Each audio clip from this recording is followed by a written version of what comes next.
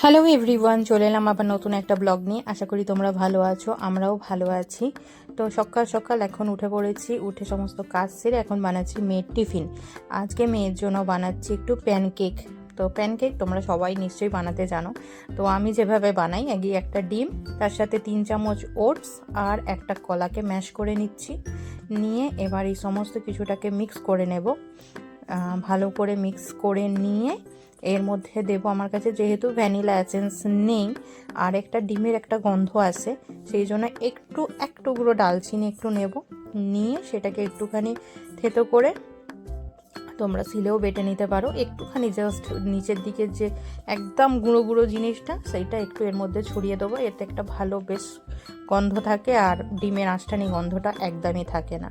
তো আর এরপর চাটুতে দেবো একটু বাটার দিয়ে, আমি বাটার দিয়েই প্যানকেকটা বানাই আর বেশ ভালো লাগে খেতে, মিষ্টি মিষ্টি বানানা দেওয়ার জন্য। খেজুরটাও দেওয়া যায় কিন্তু আমার মেয়ে পছন্দ করে না বলে আমি খেজুরটা দিই না। আর আজকে চাটুটা একটু বেশি গরম হওয়ার জন্য দেখো প্যানকেকটা একটু বেশি কড়া হয়ে গেছে, কিন্তু ভিতরটা সফটই ছিল, খেতে ভালোই হয়। কাজ এসে কাঁচা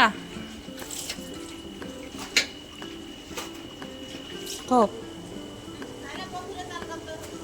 বসে বসে থুপে নেয়।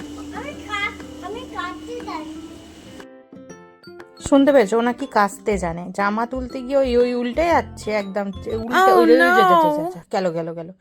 সে নাকি আবার কাচতে জানে, জল ঘাঁটতে পেলে হয়।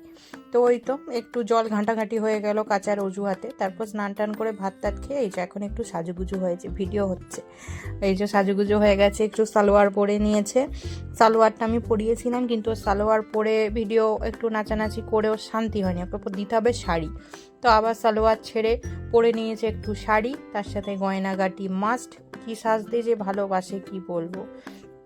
তো ওকে সাজিয়ে গুজিয়ে একটু কটা ভিডিও করেছি, আমাদের ইনস্টাগ্রামে করেছি, ছেড়েছি। তারপরে ও ঘুমিয়ে পড়তে আমিও একটু লোভ সামলাতে না পেরে নিয়েছি সেজে।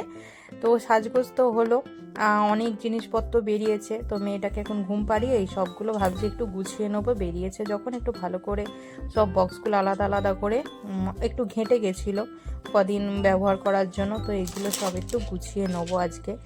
আর এই সকালে যে প্যানকেক করছিলাম না, তার সাথে বসিয়েছিলাম একটু এই যে কাঁচা আম, আমার শাশুড়ি মা অনেকগুলো দিয়েছিল কাঁচা মিঠা আম। তো এইগুলো সেদ্ধ বসিয়েছিলাম একটু আম সত্ত্ব করব বলে। তো মেয়ে ঘুমিয়ে পড়েছে, সেই সব বক্স টক্স গুছিয়ে এখন চলে এসেছে আম সত্ত্ব করতে। তো আমগুলো সেদ্ধ করেছিলাম, এখন সেগুলো খোলা ছাড়িয়ে এই যে এখন চটকে ওর পাল্পটাকে বের করে নিচ্ছি। পাল্পটাকে বের করে নিয়ে এবার এটাকে ভালো করে একটু ছাঁকনি দিয়ে ছেঁকে নিয়েছি। আমাদের এখানে আমার কাকি শাশুড়িরা করছিল, আমি দেখেই শিখেছি তাদের কাছ থেকে। আর ফোনেতেও একটু দেখে নিয়েছিলাম। তো এর মধ্যে দিয়েছিলাম একটু নুন, একটু খুবই টক ছিল আমগুলো বলে একটু চিনি দিয়েছিলাম। তারপর এটাকে ফোটাতে হয়, তবে আমার জালটা না একটু কম হয়ে গেছিলো। আরও 5টা মিনিট বা 2-3টে মিনিট একটু বেশি জাল দিলে ভালো হতো। কারণ মানে তারা যে আমসত্ত্বটা করেছে পরে দেখলাম আর কি, আমারটা সেরকমভাবে শুকনো হতে চাইছে না, একটু ভেজা ভেজা মতো আছে। তো এরপর এই যে থালায় তেল বুলিয়ে নিয়েছিলাম, এবার এই গরম গরম অবস্থাতেই একটু করে দিয়ে থালাটাকে ঘুরিয়ে নিলেই পাতলা করে একটা লেয়ার হয়ে যাবে। এরপর এইটাকে 2 দিন ধরে শুকনো করতে হবে। 2 দিন ধরে শুকনো করলেই এটা অটোমেটিক উঠে চলে আসবে আর হয়ে যাবে আমসত্ত্ব। তারপরে এবার সন্ধেবেলা আমসত্ত্বটা তো হয়ে গেছে, এবার বসেছি মেয়েকে পড়াতে। আজকে বারান্দাতেই পড়তে বসিয়েছি, টেবিল ফ্যান চালিয়ে দিয়েছি, দিয়ে বারান্দাতেই পড়তে বসিয়েছি। আর এইখানে আমি একটু করে নিচ্ছি রান্না, ওকে পড়াতে পড়াতেই রান্নাটা সেরে নিচ্ছি, যাতে তারপরে একটু সময় দিতে পারি আর কি। তো কি পড়ছে একটু পড়াগুলো শুনে নাও। কবলারটা বল।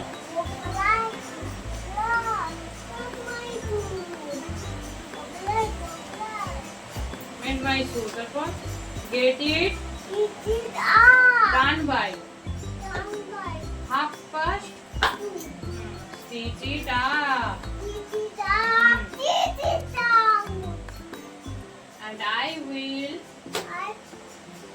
and I will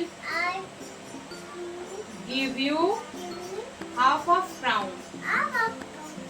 Hattima tim tim. তারা মাঠে পারে।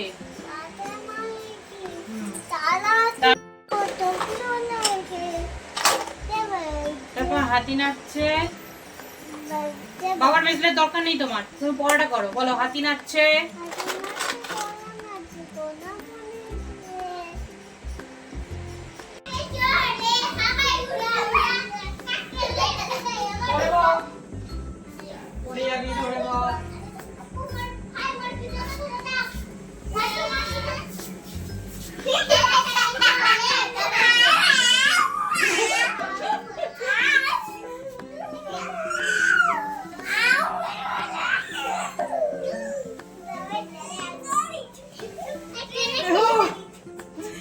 গাড়ি বড় গাড়ি এসে গেছে। তো পড়াশোনা হয়ে গেছে, এখন এই যে বাচ্চাগুলো এসেছে, সবার সাথে একটু রেলগাড়ি টানা হচ্ছে। চলো বাচ্চাদের সাথে এবার একটু খেলতে থাকি। আর এই ভিডিওটা এখানেই শেষ করছি। এই ছোট্ট ভিডিওটা যদি তোমাদের ভালো লাগে থাকে তাহলে অবশ্যই একটা লাইক করো, চ্যানেলটা সাবস্ক্রাইব করো। দেখা হবে আবার নেক্সট ব্লগে। এতক্ষণ টাটা, বাই বাই।